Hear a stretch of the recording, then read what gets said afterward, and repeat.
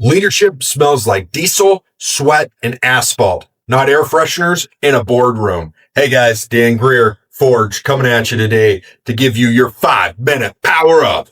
Today we're going to be talking all about what leadership looks like, what it smells like, what it is. Grease, diesel, and leadership. Okay, leadership doesn't smell like cologne and corner offices. That's not what it is. It doesn't smell like potpourri. All right. It smells like diesel, sweat, and asphalt. Getting out there, getting dirty. If you're not willing to get dirty, don't expect anybody to follow you. If you're not willing to get forged, don't expect to become a better leader. You got to get hot. You got to get uncomfortable. You got to get beat on a little bit in order to become a beautiful sword with inlaid metals in it and inlaid stones in it. You've got to be willing to go through the hard work. All right. People follow leaders who get their hands dirty. They're going to reach out and look for people that actually know how to do the work, that actually do the work, that get in there and get it done. You know what happens at Eclipse DOT? So Eclipse DOT is one of our companies where we do DOT compliance for other companies. Nobody likes DOT compliance. It stinks. Well, some of us like it, but not very many people like it, right? It stinks. It's not easy. It's tedious. You got to cross your T's, dot your I's, make sure everything's done exactly right. But here's the thing.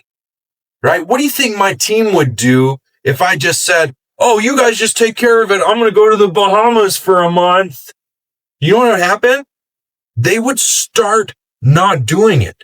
Right? Or if they got in a tizzy, if they got in a bind and they couldn't get it done, somebody on my team didn't know how to pull a permit. I was like, I don't know how to do it. Right? And I don't help them. I don't get in there and get my hands dirty. You know what happens? I lose credibility. I lose trust as a leadership.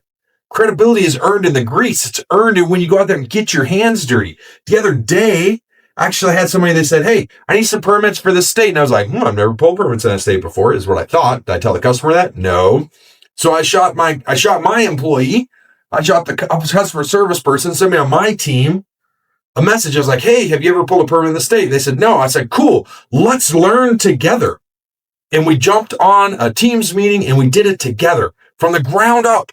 You know how much credibility they built? Because at the end of it, they're like, oh, I can do this. I don't need your help to do this next time because you're doing it the same way I would do. And you just showed me how you would do it from the ground up without knowing anything, right? I earned it by putting in the grease. Shared sweat builds trust. That's what I just did, right? A leader's job is to stay clean while the team work. Wrong. Your job isn't to not do anything. It's to join in the grind. It's to make it happen. When you stop grinding, when you stop hustling, when you stop putting in the work as a leader, you start losing credibility. You've got to get out there and share it with them. You've got to be shoulder to shoulder with your team so they can see what you do and how you do it and how you act and how you react. Grease is a leadership badge. Grease equals solving messes, fixing problems, and keeping things moving. As a leader, you shouldn't be worried about avoiding the mess. You should be ready to walk into the mess, ready to clean it up, ready to help show how to make it better for the next time. That's what grease as a leadership is. Quit worrying about getting your hands dirty. Quit worrying about who's doing more work than me.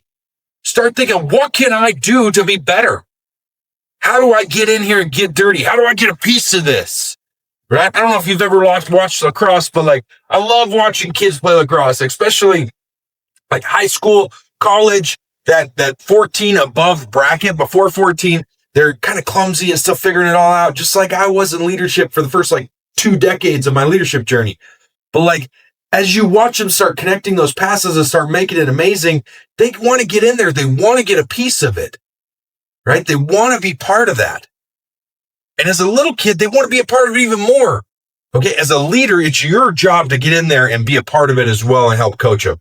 All right. Quick biblical tie-in. Jesus washed feet. He got low. He got dirty. He led. That's in John chapter 13, verses 14 and 15. True leadership is service. It's not keeping your hands clean. It's doing the hard work. If you're not willing to get dirty, don't expect to be followed. If you're not willing to get forged, don't expect anybody else to be willing to grow around you as well. Here's my challenge for you today. Step into the grease, solve the problem, share the sweat, show your team what real leadership looks like. All right, get out there, get a copy of my book. unreserved grit, grease, and grace. You can check it out at realdangreer.com. All right. See you guys soon. Bye.